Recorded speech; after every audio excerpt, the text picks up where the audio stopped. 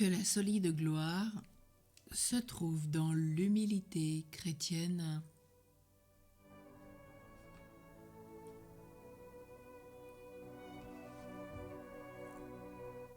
Les termes que l'ange employa en parlant à Marie ne s'accordaient point dans l'esprit de cette Vierge avec les idées qu'elle avait d'elle-même. Son âme fut saisie d'un saint trouble. Elle sembla appréhender ce qui se passait sous ses yeux, ne fut une illusion des sens ou quelque piège que l'esprit tentateur lui tendait.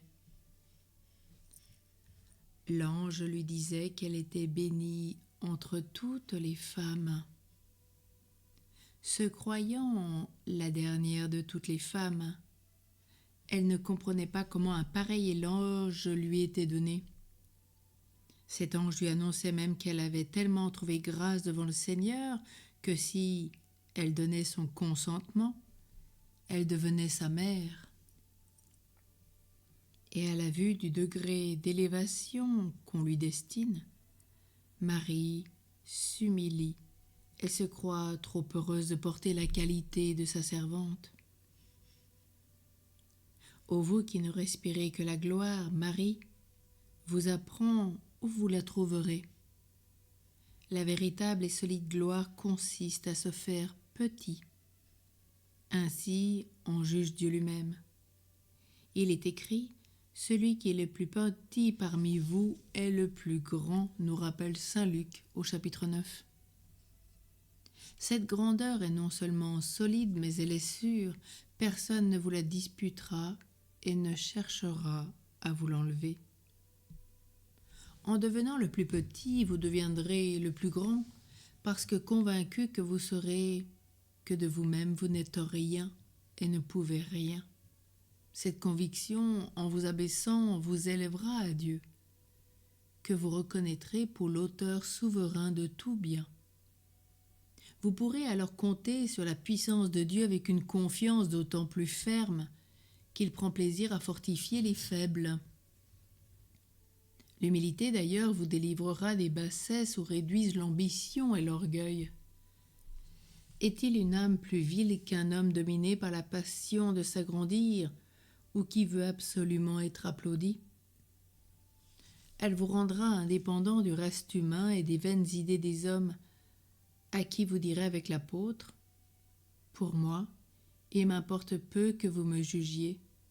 Je n'ai qu'un juge, à proprement parler, et ce juge c'est Dieu », nous rappelle saint Paul dans sa première épître aux Corinthiens, chapitre 4. Elle vous fera regarder avec indifférence les honneurs de ce monde, parce qu'au travers de leur éclat, vous en découvrirez l'illusion et la vanité. Elle vous portera non à vous mesurer avec le prochain, mais à l'honorer et à le voir sous peine au-dessus de vous, ou par le rang, ou par l'estime. L'humilité paraît à l'homme quelque chose de bas parce qu'il juge de tout par les sens et qu'il n'est touché que des biens sensibles. Elle est néanmoins une des vertus les plus propres à former des cœurs nobles et grands. Entre toutes les vertus, l'humilité est celle qui marque le plus de solidité dans l'esprit et le plus de fermeté dans l'âme. Mais surtout l'humilité vous donnera les plus beaux traits de ressemblance avec Jésus, l'homme-Dieu, principe de la véritable grandeur et de la véritable gloire. Jamais l'homme n'est plus grand et plus glorieux que lorsqu'il s'applique à imiter ce divin modèle. Et nous n'approchons jamais de plus près que lorsque nous sommes humbles et qu'étant humiliés, nous aimons l'humiliation. Jésus étant humble aimait l'humiliation parce qu'il savait combien par là il glorifierait son Père. C'est en effet dans le temps des humiliations de Jésus que le Père céleste a déclaré qu'il était l'objet de ses complaisances et que les anges ont chanté « Gloire à Dieu au plus haut des cieux ». Si vous êtes humble comme Jésus, Dieu sera glorifié. Y a-t-il rien de plus glorieux que de procurer la gloire de Dieu? Reine du ciel, en qui s'est vérifié d'une manière bien éclatante cet oracle, quiconque s'humilie sera exalté, nous dit saint Luc. Vous qui avez été d'autant plus exalté que vous avez été plus humble, obtenez-moi les grâces qui me sont nécessaires pour détruire ce fond d'orgueil qui domine en moi.